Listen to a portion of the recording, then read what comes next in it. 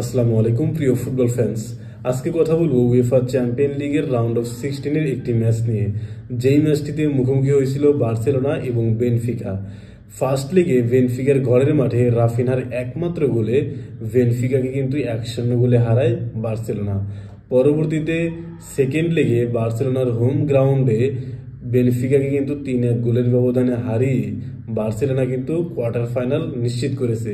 অর্থাৎ 2 লেগ মিলিয়ে বার্সেলোনা বেনফিকাকে 4-1 গোলের অ্যাগ্রিগেটে হারিয়ে কোয়ার্টার ফাইনাল কিন্তু নিশ্চিত করেছে। আমরা যদি সেকেন্ড লিগের দিকে তাকাই তাহলে দেখা যায় এই ম্যাচটিতে রাফিনহা 2টি গোল, একটি অ্যাসিস্ট করেছেন।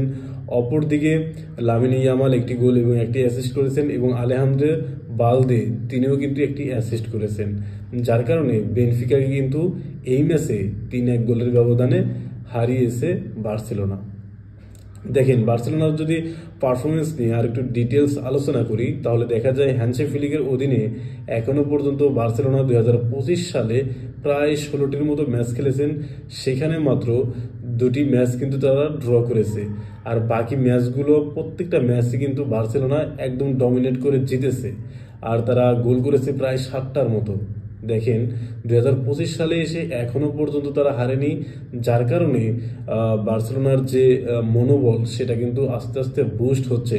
আর চ্যাম্পিয়ন লিগেও কিন্তু এবং লিগে তারপর হচ্ছে কোপা দেল রেতে সব জায়গায় কিন্তু এই মাইন্ডসেটটা বুস্ট হওয়ার কারণেই বার্সেলোনা কিন্তু ভালো খেলা শুরু করে দিয়েছে।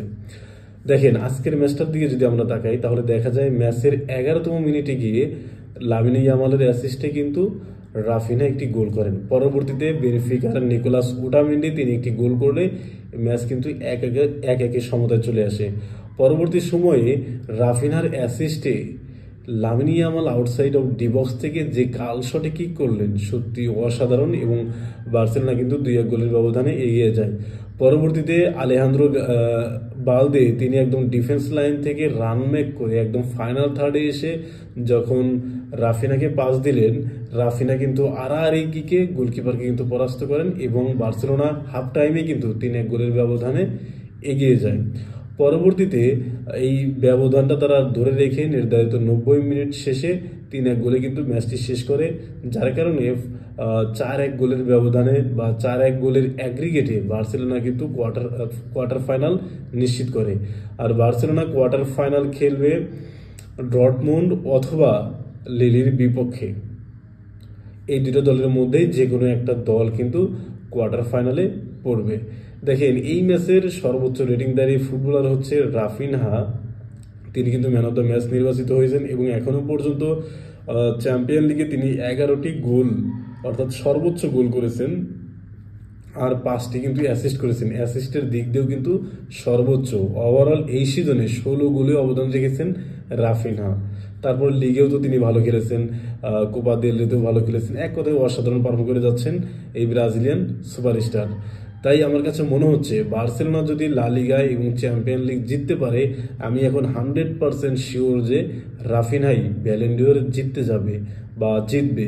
কারণ রাউন্ড অফ 16-এর আরেকটি ম্যাচে পিএসজি কিন্তু লিভারপুলকে টাইব্রেকারে হারিয়েছে, যার কারণে লিভারপুল কিন্তু রাউন্ড অফ 16 থেকেই বাদ হয়ে গেল। কারণ মোহাম্মদ সালাহ কিন্তু অসাধারণ ছন্দে রয়েছেন, আর ব্যালন ডিওর লিস্টে মোহাম্মদ সালাহ এবং এই রাফিনহাই কিন্তু এগিয়ে ছিল। বর্তমান সময়ে যেহেতু চ্যাম্পিয়ন লিগের কোয়ার্টার ফাইনালে বার্সেলোনা চলে গেছে আর লিভারপুল বাদ হয়ে গেছে, তাই আমার কাছে মনে হচ্ছে এখন এককভাবেই ফেভারিট হচ্ছে রাফিনহা। জাস্ট বার্সেলোনার চ্যাম্পিয়ন লিগ এবং লা লিগাটা জিততে হবে, তাহলেই 100% শিওর যে রাফিনহাই ব্যালন ডিওর জিতবে। এই ম্যাচ নিয়ে আপনার চিন্তা ভাবনা কি সেটা অবশ্যই কমেন্ট বক্সে জানাতে পারেন। ধন্যবাদ।